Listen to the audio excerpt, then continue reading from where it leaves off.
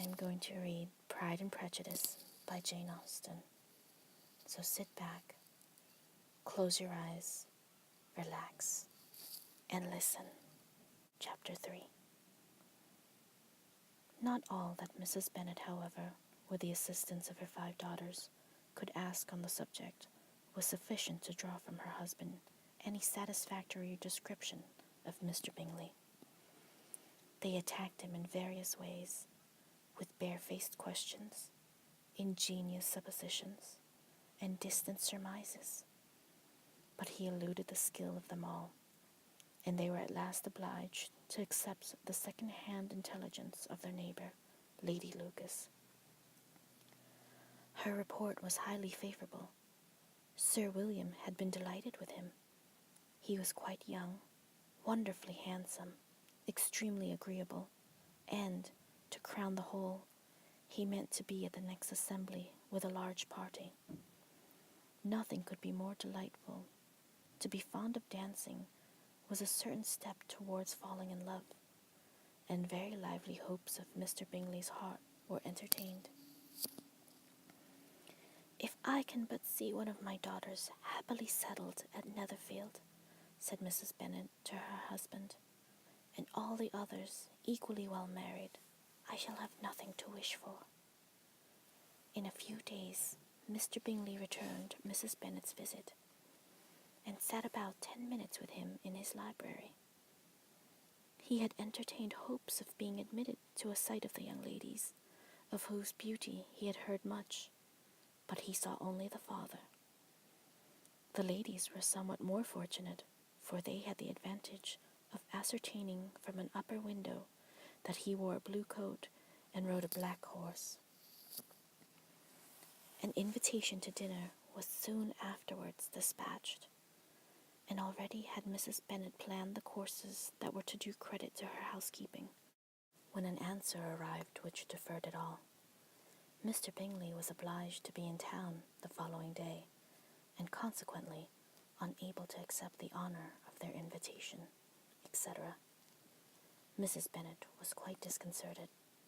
She could not imagine what business he could have in town so soon after his arrival in Hertfordshire, and she began to fear that he might be always flying about from one place to another, and never settled at Netherfield as he ought to be. Lady Lucas quieted her fears a little by starting the idea of his being gone to London only to get a large party for the ball, and a report soon followed that Mr. Bingley was to bring 12 ladies and 7 gentlemen with him to the assembly. The girls grieved over such a number of ladies, but were comforted the day before the ball by hearing that instead of 12, he had brought only 6 with him from London, his 5 sisters and a cousin. And when the party entered the assembly room, it consisted of only 5 altogether: Mr. Bingley, his 2 sisters, the husband of the eldest, and another young man. Mr. Bingley was good-looking and gentlemanlike. He had a pleasant countenance and easy, unaffected manners. His sisters were fine women, with an air of decided fashion. His brother-in-law, Mr. Hurst, merely looked the gentleman, but his friend Mr. Darcy soon drew the attention of the room by his fine, tall person, handsome features, noble mien, and the report, which was in general circulation within 5 minutes after his entrance, of his having 10,000 a year. The gentleman pronounced him to be a fine figure of a man. The ladies declared he was much handsomer than Mr. Bingley, and he was looked at with great admiration for about half the evening, till his manners gave a disgust which turned the tide of his popularity, for he was discovered to be proud, to be above his company, and above being pleased, and not all his large estate in Derbyshire could then save him from having the most forbidding, disagreeable countenance, and being unworthy to be compared with his friend. Mr. Bingley had soon made himself acquainted with all the principal people in the room. He was lively and unreserved, danced every dance, was angry that the ball closed so early, and talked of giving one himself at Netherfield. Such amiable qualities must speak for themselves. What a contrast between him and his friend. Mr. Darcy danced only one dance with Mrs. Hurst, and once with Miss Bingley, declined being introduced to any other lady, and spent the rest of the evening in walking about the room, speaking occasionally to one of his own party. His character was decided. He was the proudest, most disagreeable man in the world, and everybody hoped that he would never come there again. Amongst the most violent against him was Mrs. Bennet, whose dislike of his general behaviour was sharpened into particular resentment by his having slighted one of her daughters. Elizabeth Bennet had been obliged by the scarcity of gentlemen to sit down for 2 dances, and during part of that time Mr. Darcy had been standing near enough for her to hear a conversation between him and Mr. Bingley, who came from a dance for a few minutes to press his friend to join it. "Come, Darcy," he said, "I must have you dance. I hate to see you standing by yourself in this stupid manner. You had much better dance." "I certainly shall not. You know how I detest it, unless I am particularly acquainted with my partner. At such an assembly as this, it would be insupportable. Your sisters are engaged, and there's not another woman in the room whom it would not be a punishment to me to stand up with." "I would not be so fastidious as you are," cried Mr. Bingley, "for a kingdom. Upon my honour, I never met so many pleasant girls in my life as I have this evening, and there are several of them you see so uncommonly pretty." "You are dancing with the only handsome girl in the room," said Mr. Darcy, looking at the eldest Miss Bennet. "Oh, she's the most beautiful creature I ever beheld. But there is one of her sisters sitting down just behind you, who is very pretty, and, I dare say, very agreeable. Do let me ask my partner to introduce you." "Which do you mean?" And turning round, he looked for a moment at Elizabeth, till catching her eye, he withdrew his own, and coldly said, "She is tolerable, but not handsome enough to tempt me. I am in no humour at present to give consequence to young ladies who are slighted by other men. You had better return to your partner and enjoy her smiles, for you are wasting your time with me." Mr. Bingley followed his advice. Mr. Darcy walked off, and Elizabeth remained with no very cordial feelings towards him. She told the story, however, with great spirit among her friends, for she had a lively, playful disposition, which delighted in anything ridiculous.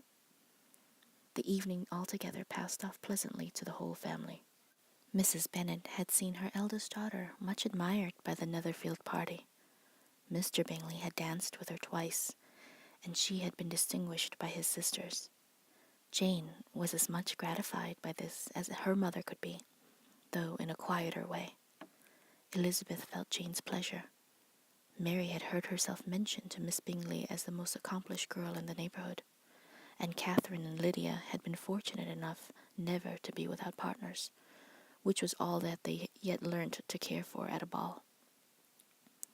They returned, therefore, in good spirits to Longbourn, the village where they lived, and of which they were the principal inhabitants.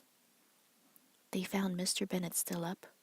With a book he was regardless of time, and on the present occasion he had a good deal of curiosity as to the event of an evening which had raised such splendid expectations.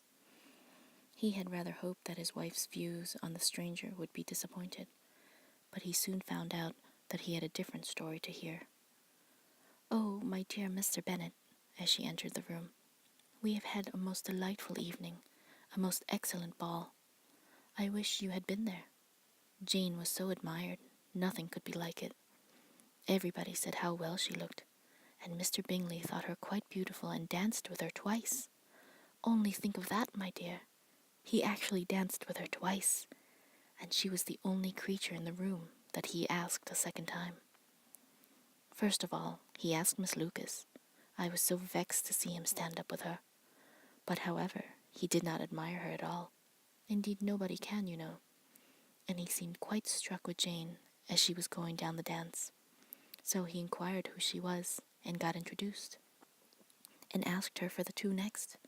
Then the 2/3 he danced with Miss King, and the 2/4 with Maria Lucas, and the 2/5 with Jane again, and the 2/6 with Lizzie, and the Boulanger. If he had had any compassion for me, cried her husband impatiently, he would not have danced half so much. For God's sakes, say no more of his partners. Oh, that he had sprained his ankle in the first dance. Oh, my dear, I am quite delighted with him. He is so excessively handsome, and his sisters are charming women. I never in my life saw anything more elegant than their dresses. I dare say the lace upon Mrs. Hurst's gown. Here she was interrupted again. Mr. Bennet protested against any description of finery.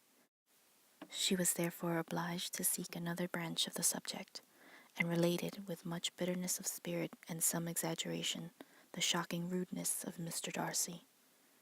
But I can assure you, she added, that Lizzie does not lose much by not suiting his fancy, for he is a most disagreeable, horrid man, not at all worth pleasing. So high and so conceited that there was no enduring him. He walked here and he walked there, fancying himself so very great, not handsome enough to dance with. I wish you had been there, my dear, to have given him one of your set-downs. I quite detest the man.